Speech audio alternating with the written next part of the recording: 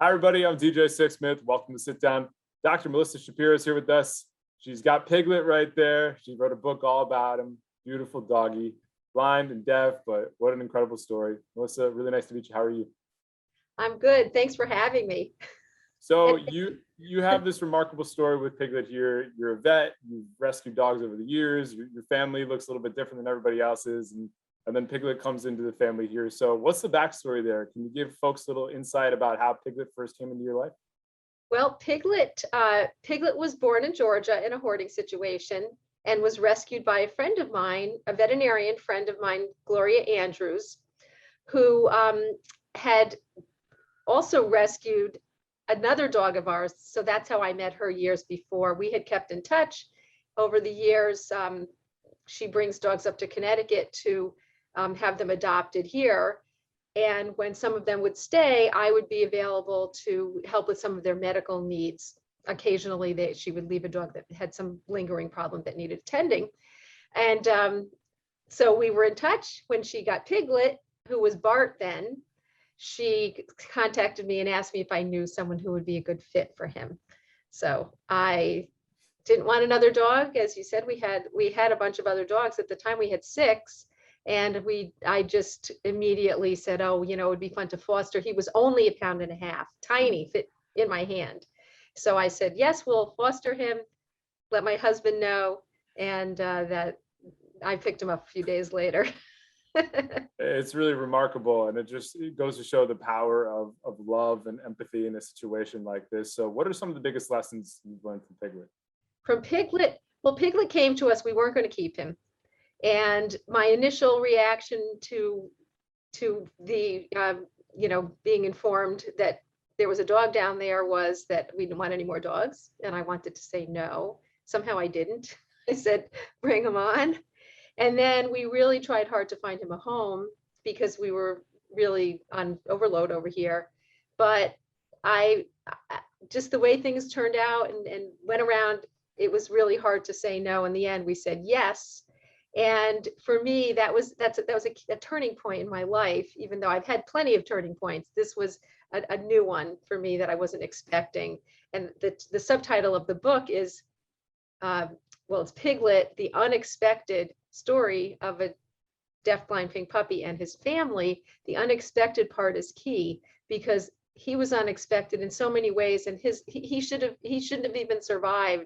And unexpectedly, he did survive, and he came here. And now, just through a lot of really nice, positive adventures, we ended up with a dog who inspires people around the world to be more positive, face their challenges in a positive way, be inclusive, be kind, be empathetic and compassionate. And so for me, my lesson is that I learned that sometimes it's okay to go against what your plan was and sit back and be more flexible. And it's not that I didn't know how to be flexible, but this was a really nice thing to happen to me. And I'm able to go. Not my dog. My dog right there. Good. I'm glad it's not mine. But anyway, so learning to be more flexible, sitting back, and from Piglet, by keeping him, he is profoundly disabled, and learning to take care of him required some patience, extra patience, and really thoughtfulness about how we would make his life as good as it could be. And I think we succeeded. He has an amazing, happy life. He's a very happy dog. So for me, then the lesson is accept the unexpected, move with it, be more flexible, and live with a Piglet mindset, which is what we call his mindset. He has a growth mindset, and we call it a Piglet mindset. That's our educational program. So I just threw in too many things in there, but the bottom line is to really, move along and be flexible with you never know what's going to come from a little yes when you wanted to say no. You never know what's around the corner in life. It's a really beautiful story. And it's one thing to impact your family, but like you said, it's impacting kids locally. It's impacting people around the world. When did you start to realize that this was a bigger story than just what was going on in your household? Well, when I agreed to adopt him, when I decided that we would adopt him, my husband was not part of that decision at the moment.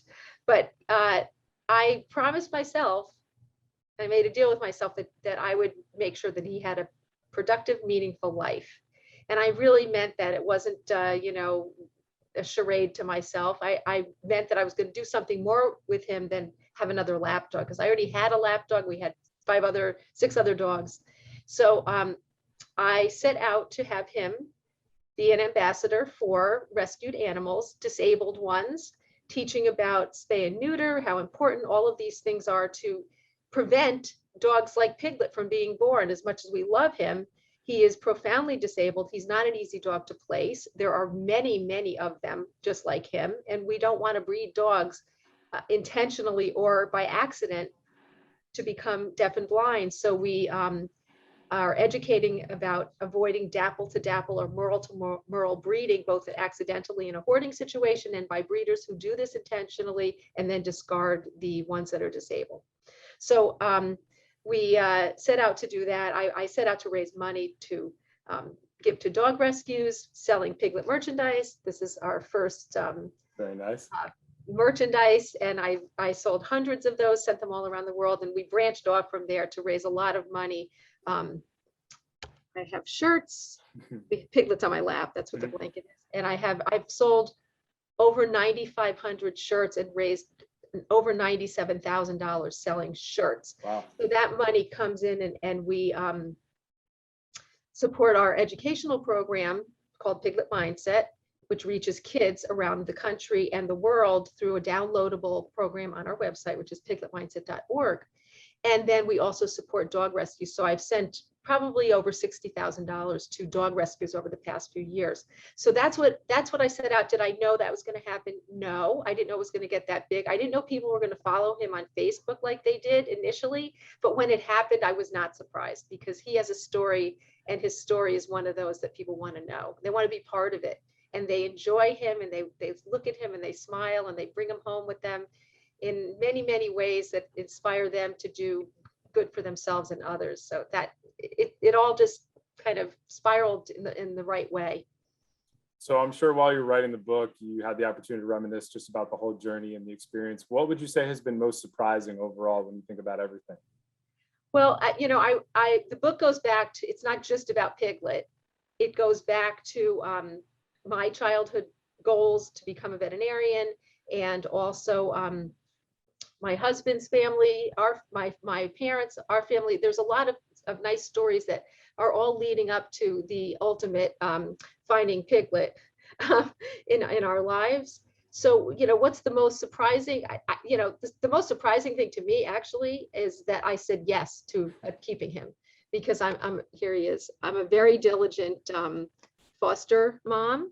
And when I say I'm going to foster, I mean that. So that I actually said yes and he stayed. It's probably the biggest surprise. But then after that things really, I don't know how surprising any of it was. As I said, he had such a story, but the excitement of it was a big surprise. I couldn't imagine being in People magazine and on national news about my dog and the program that I developed with him.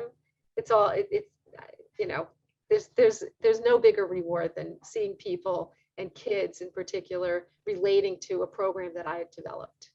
Well, thank you for all the great work you've done. It's a remarkable story, and folks can check out the book now. Really nice to meet you, and best luck with Piglet and everybody going forward, all right?